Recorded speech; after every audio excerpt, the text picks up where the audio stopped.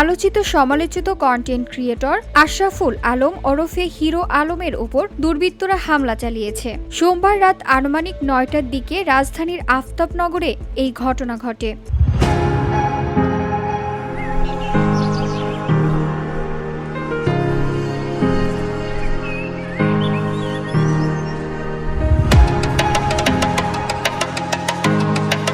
প্রত্যক্ষদর্শীরা জানায়, কয়েকজন তরুণ মোটরসাইকেলে করে এসে হিরো আলমকে ঘিরে ফেলে এবং ধারালো অস্ত্র ও লাঠিসোঁটা দিয়ে হামলা চালায়। এতে তার শরীরের বিভিন্ন স্থানে আঘাতের চিহ্ন দেখা গেছে।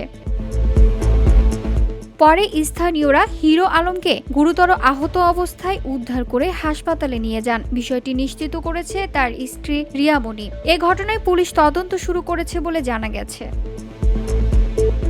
VOD Bangla news desk.